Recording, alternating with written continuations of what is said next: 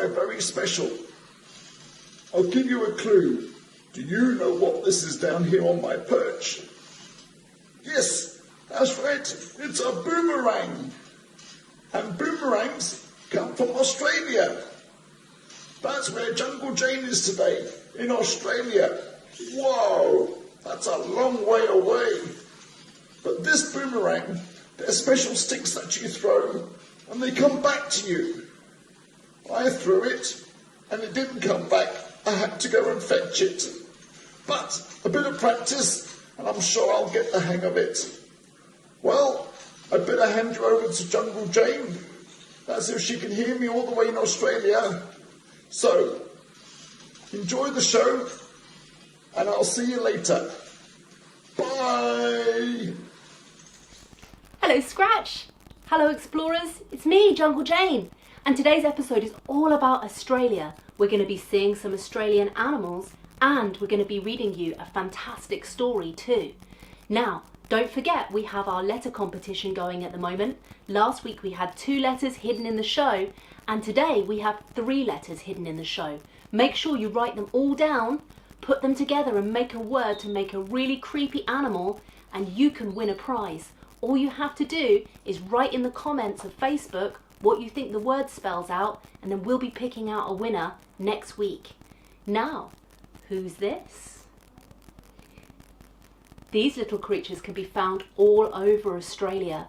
Now, we didn't have an Australian spider today to show you, but next week is all about spiders. So we're going to be showing you loads of different species and loads of facts. Enjoy the show! So the first animal we're going to look at today is this beautiful northern blue-tongued skink all the way from Australia. Isn't he beautiful? Why don't you come in and have a closer look? Okay, so now we're in closer, we can really see the beautiful camouflage coming down his body. It's very similar to the underbelly of the corn snake, and you can see how if he was out and about he'd really blend into the rockery and the shrubs around him. He also has this wide based tail, and this is where he's going to store a lot of his fat. This is what's going to keep him going through the months of the year, because they won't be eating all that often on what they can find in the wild.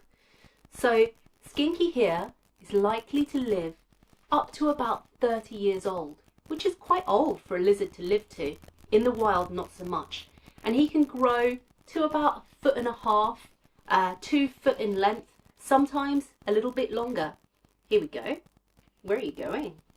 Let me see if I can turn him round, and then you can get a good look at his beautiful blue tongue.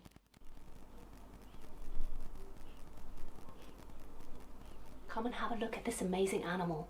Now, Chico isn't actually from Australia.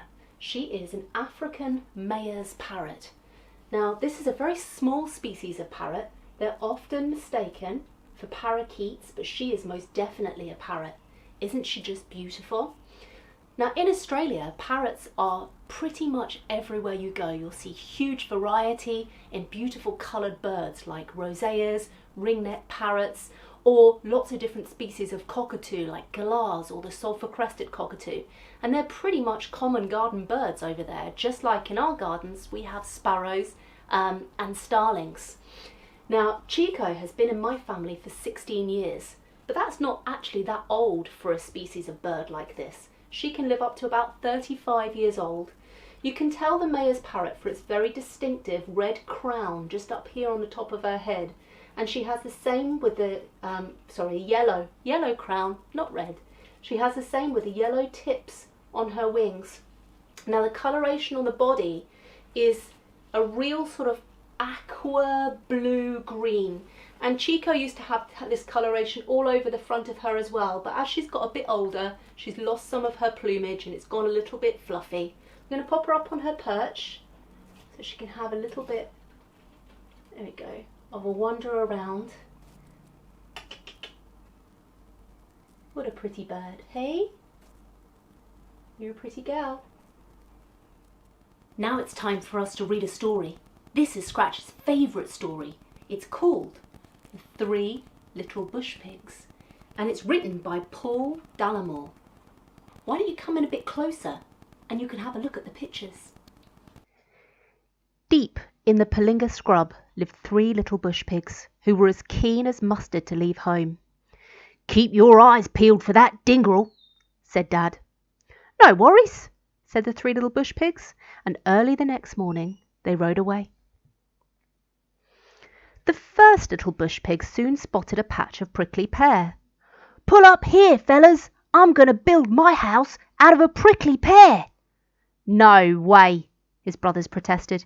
"You must be off your rocker to build with that, you dag." "Wacko," said the dingrel, who had a head like a twisted gumboot when he spotted the pigs. He was a bit of a slacker, and he liked an easy feed. With an ouch and a ooh and a ah, the first little bush pig set to work to build his house out of prickly pear. Suddenly, out of the blue sprung the dingrel. "I'll huff and I'll puff and I'll blow your house away, mate," he threatened. But the first little bush pig wasn't afraid. "I'm not going to be your diddy-din-dids," he squealed. "You asked for it, you stinky hog," and the dingrel sucked a huge gulp of air deep into his guts and blew the prickly pear house half away to Whoop Whoop, where the second little bush pig had just finished building a house out of Weetabix boxes. "The dingrel is coming! The dingrel is coming!" cried the first little bush pig. They both bolted inside just as that dingrel and his goanna mate Dazza rocked up in their ute. "Oi, you stinky maggot bags!" growled the dingrel. "Let me in, or I'll huff and I'll puff and I'll blow your flipping house away." "No way, Buster, we're not going to be your dinny-din-dins," sang the 2 little bush pigs. So the dingrel huffed and he puffed and blew the Weetabix house all the way to Whoop Whoop. The little bush pigs were sent flying to their sensible brother's place. He'd just finished building his mud brick house, which had been approved in writing by the Palinga Shire Council. They all ran inside and locked the door. The dingrel fanged it all the way to the 3rd little bush pig's house. The first 2 little bush pigs were scared. "Relax," said the 3rd little bush pig. "He's full of it." The dingrel carried on like a real galah. He bragged and he boasted. He huffed and he puffed.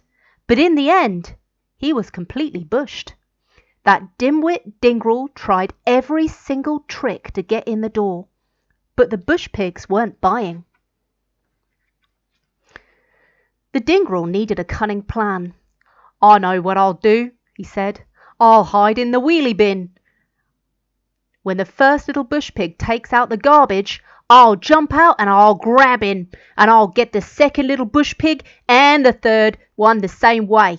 One for soup, one for main course, and one for dessert. Yum!" The dingrel couldn't wait for the morning, but it was cosy in the bin. It was so warm that he fell asleep. The bush pigs had been watching all the time. At the crack of dawn they sneakily and steadily wheeled out that wheelie bin. Of course, when Rue's rubbish removal truck arrived, the dingrel got quite a rude awakening. "Ah! Oh, woof!" "I hope you like your new home, Stinky," giggled the bush pigs. And most of the animals in this story lived happily ever after. That was a great story, guys. That silly old dingrel. He thought he was smarter than those pigs, didn't he? But we knew better. My favourite part of the book was when he huffed and he puffed and he blew those houses all the way to Whoop Whoop. What's that? I think that's him coming now. I'd better go. See you all next week. Over to you, Scratch. Thank you, Jane. Wasn't that a great show? Oh, I learned so much. Now don't forget our competition. I have a letter on my perch here, and I had a different one in the beginning of the show. Did you spot it?